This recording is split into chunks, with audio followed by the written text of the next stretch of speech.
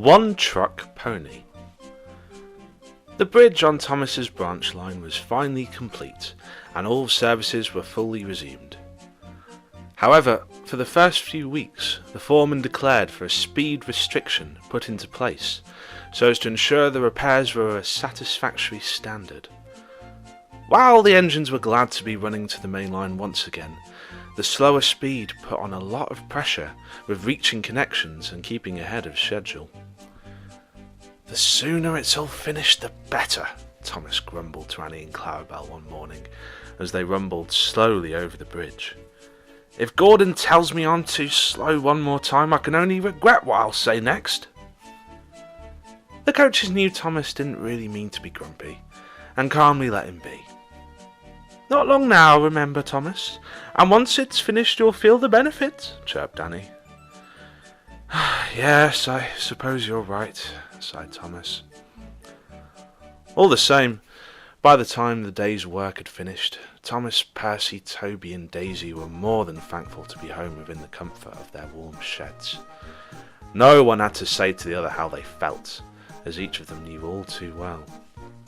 Daisy tutted loudly and let out a dramatic sigh. For her, this was very quiet indeed. Thomas decided it would be nice to cheer everyone up with some branch line gossip. "You know how Terence broke down the other day?" he said. "Well, a driver told me Farmer Finney had no luck getting him started, and right before the harvest season too. So Farmer Brown has let them borrow his horses for ploughing." "Oh yes, I remember them. Didn't you save his foal from that mine tunnel?" asked Percy. "That's right. Before then he didn't have a name. Now he's Thomas the Heavy Horse." The Blue Engine grinned with pride. "And rightly so. He's much bigger and stronger now. I saw them working today on my way up. Farmer Brown says they're much more reliable than any old tractor. Still, I bet Terence is happy to know everything's under control." "He's right about them being reliable. Horses did all kinds of work years ago," said Toby. "Some of them even worked on the railways with trucks and coaches before those engines came along. I even remember a couple when I first started on my old tramway. Some days my trains would be longer than usual, so the farmers would bring them down to help me with the shunting." Thomas gasped. "Now that you mention it, I think I remember Glyn telling me he saw a few in the yard on this line in the early days." "Well, we need all the help we can get at the moment. I'm sure you and Percy wouldn't say no to an extra buffer with those trucks." Percy snorted indignantly. "Horses pulling trucks? What rubbish! Like the Fat Controller would allow it. Work's hectic enough, Thomas, without farm animals lumbering about the tracks. May as well call back that old coffee pot to pull your passengers while you're at it." Thomas rolled his eyes. "Glyn's busy enough at Croven's Gate.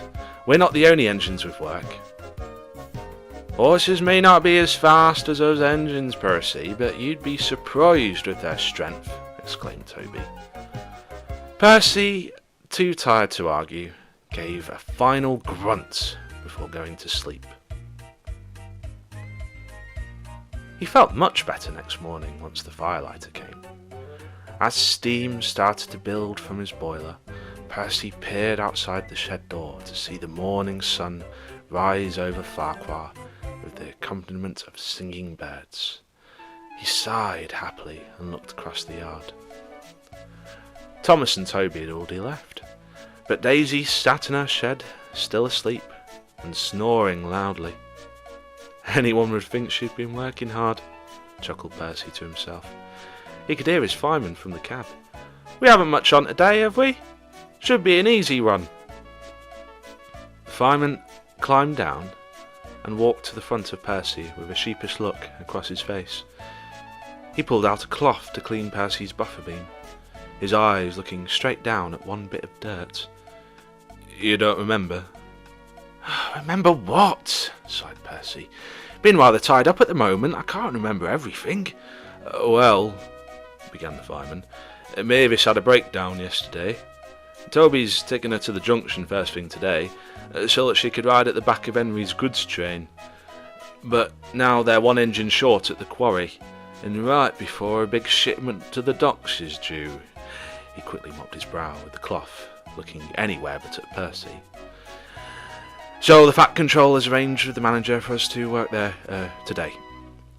Percy's eyes burst wide open. His steam pressure rose right up, releasing his safety valve with a vigorous whoosh and waking a disgruntled Daisy. Percy's driver had just arrived and calmly walked out from his car to the engine. "You told him then?" The fireman quietly nodded. Toby came bustling in to find Percy still blowing off and looking very cross. "Sorry I can't help you today, but I've got my own line to run," he said sadly. "Don't worry about it. I'd better be on my way," sighed Percy.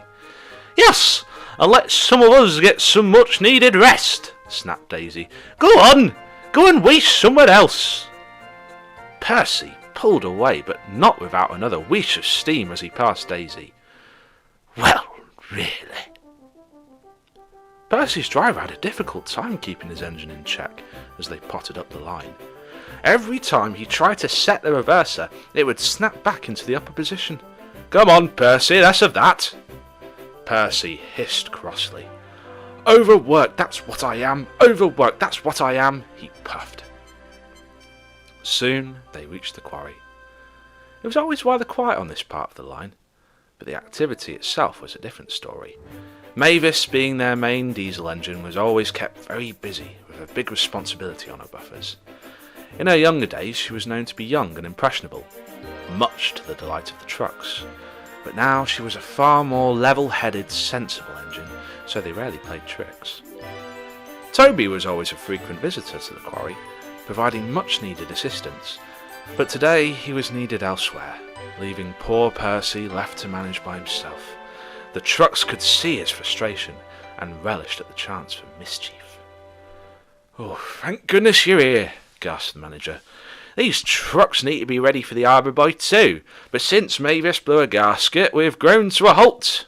Wagons all over the place, but no engine to sort them out." "Don't worry, we're here now," smiled the driver. "Clive's got a good fire going in Percy today. You've plenty of steam, haven't you, lad?" grunted Percy.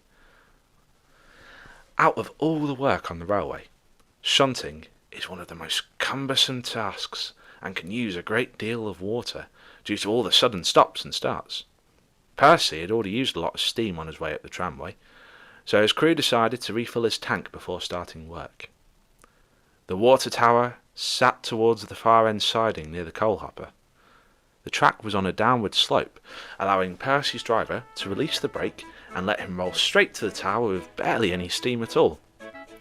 But they had reckoned without a careless young shunter. The bored shunter stood aimlessly by the points lever, his attention leaning towards the newspaper in his hand. He was more fixated with solving his crossword than paying attention to his surroundings. Percy had started away so quietly that he hadn't heard them, and wasn't aware of his presence until the driver sounded the whistle, breaking the young man from his daydream. As he jumped up, he realised to his horror that the points were set against the oncoming engine. He tried to set them in time before... crunch! 1 minute Percy was upright. The next he found himself sideways between the rails, in a daze with steam leaking everywhere. His crew were unhurt, but equally shook as they stumbled gingerly down from the cab. The manager and foreman had heard the commotion from their office and came running over. The foreman clasped his head, as if it couldn't get any worse. "Who's responsible for this?" The shunter spoke up. "I'm sorry, sir," he replied shamefully. "I didn't know Percy had arrived, so I thought there was time to finish my crossword. I probably should have paid more attention, but I just found a 4-letter word." "I'll give you a 4-letter word," snarled the fireman. "Enough!" called the manager. "It was good of you to own up, but I'm afraid you're not off the hook just yet. I'll be having a word with you later.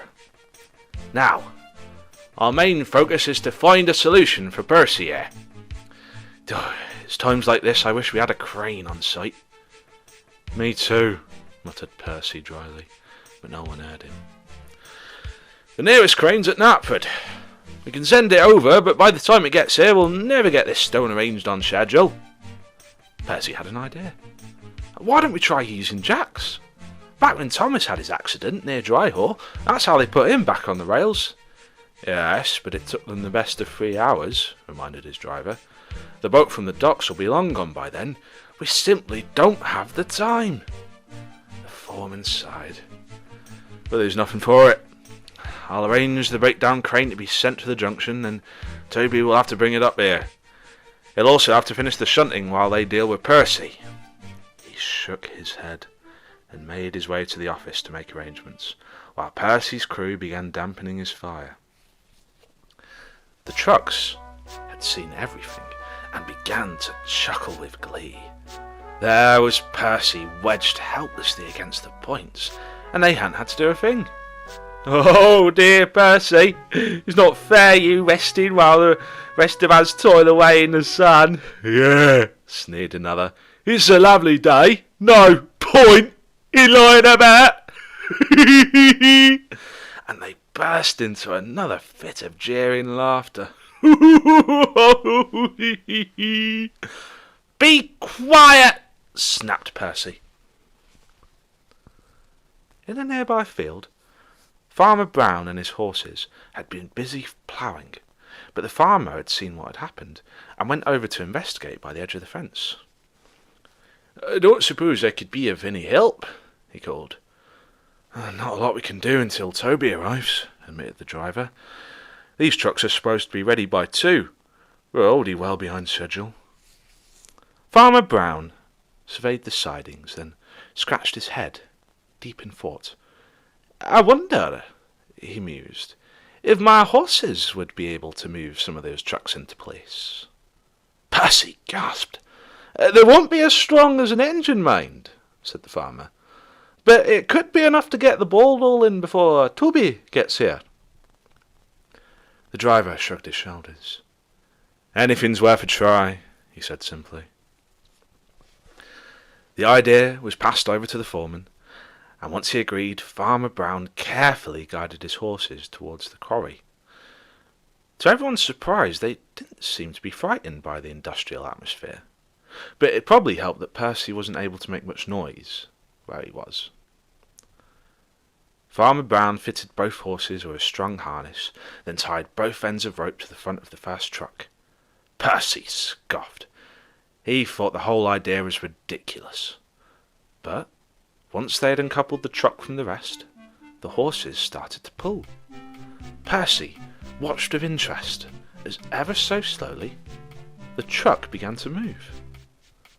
Farmer Brown was able to steadily control the animals, and once the truck had been marshalled into the correct siding, he decided to let them have a go with 2 instead. Percy was surprised to see them manage with ease. The loads were indeed heavy, and an engine would have managed the job a lot quicker, but ever so slowly the horses were beginning to form a neat, organised line of trucks. Soon Toby arrived with the breakdown crane. He too was impressed by the sight, but couldn't help but laugh. Well, what did I tell you, Percy? Surprisingly strong. I must say, this really does take me back. You're doing a fine job with them horses, Farmer Brown, he called. The horses neighed with delight, and Farmer Brown happily waved back to Toby with a knowing smile. Toby moved the crane into position, then backed down to finish with the last few trucks, but there really wasn't many left. Heavy horse Thomas and his mother had handled the brunt of the work. Toby was quickly coupled up and made his way down to the docks, but not without ringing his bell to Farmer Brown and Percy, who was being carefully lifted from the points. Once he was back on the rails, he looked around the now quiet, empty yard and let out a deep sigh. Wait till Mavis hears about all this, he laughed to his driver and fireman. And looks like you've got a chance to rest at last, joked the fireman. You've Farmer Brown to thank for that. Oh, that shunter, added the driver sarcastically. The shunter was walking quickly away from the office, looking very shamefaced. They left the breakdown crane on a siding so it could be collected the next day, then slowly made their way back to Farquhar. Percy smiled as he hummed along the line. It was the most relaxed he'd felt all week. Once he reached the shed, there was Toby and Thomas. He could already tell that Thomas had been told of the events. The little blue engine had a cheeky grin on his face. As Percy was parked into his berth, he couldn't help but smile. Driver tells me the speed restriction will be gone by tomorrow. We'll be fully back on schedule. Nay, bother, he added cheekily. Percy sighed. All right, he said. I suppose I shouldn't have been so grumpy anyway. Oh, well, we've all felt the strain a little, admitted Thomas. And we all have our grumpy days. True, and sometimes you're the grumpiest of all, Thomas, laughed Percy cheekily. Then he looked at Toby. But you know what? Maybe today hasn't been so bad after all. You were right about the strength of those horses, Toby. If Farmer Brown lets us use them for more work around the yard, I'd be more than happy for that. Oh yes, grinned Toby. And why the change of heart? Well, if today's anything to go by, I might finally be able to get a well-earned rest. The three friends laughed, and for the first time in weeks, Percy gave a gentle yawn as he settled in for a good night's sleep.